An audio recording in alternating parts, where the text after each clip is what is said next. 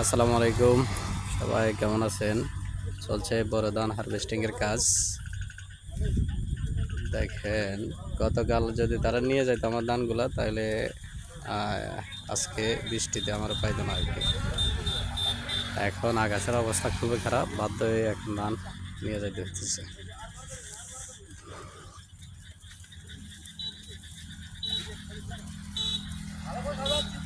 কি অবস্থা? আলহামদুলিল্লাহ ভালো আছি। ভালো আছেন? আলহামদুলিল্লাহ। আপনারা কিন্তু আমি গতবারে দেখিনি, এবারে ফার্স্ট মনে হয়।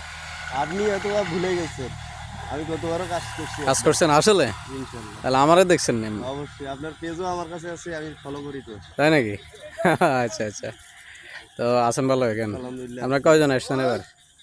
আসছি 11 জন। 11 জন? 11 জনে কালকে আমার দানটি নিলে দানটি বেশি নেই? কালকে আসছিলাম তো আমরা। হ্যাঁ, কালকে আসছিলাম। কালকে আসছেন? আচ্ছা, তো ঠিক আছে, তো কাজ করেন। মাশাআল্লাহ ভালো হয়েছে তো। হ্যাঁ, ভালো হয়েছে, গতবারের তুলনায় ভালো। গতবারের তুলনায় ভালো হয়েছে, তবে এবার ঈদের আসছে, প্লাস ওই আপনার তবে পানি একটু কম সংকট হয়েছে। ছিল, পানির কমের কারণে লম্বা হয়েছে কম ধানটা। না, ধান এটা লম্বাই কম হয়, 88 ধান একটা লম্বা কমই হয়।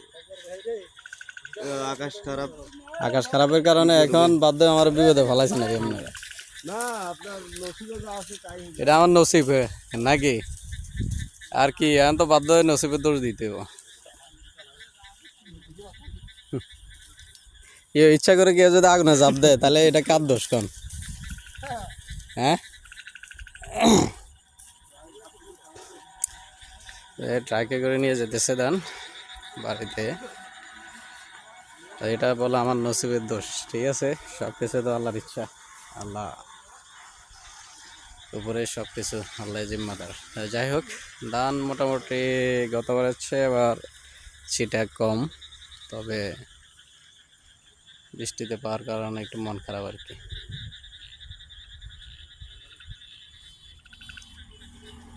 সুন্দর কাজ চলতেছে।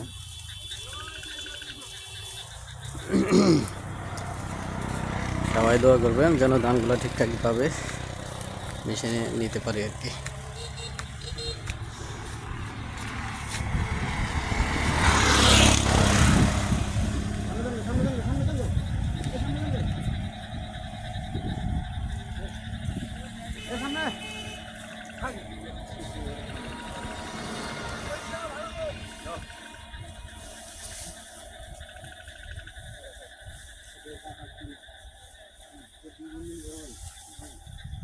প্রায় 3 কানি জমি, 3 কানি প্লাস হবে, বাইকটা এদিক সেদিক হবে করছিলাম। তো এখন আসলে গতকালকে নিয়ে গেলে পুরা ধানটা শুকনিয়ে নিয়ে যেতে পারতো। এখন ডাবল কষ্ট, কাজের লোকেরও কষ্ট, আমাদের নিজেরও কষ্ট। তারপরে সর্ব অবস্থা আলহামদুলিল্লাহ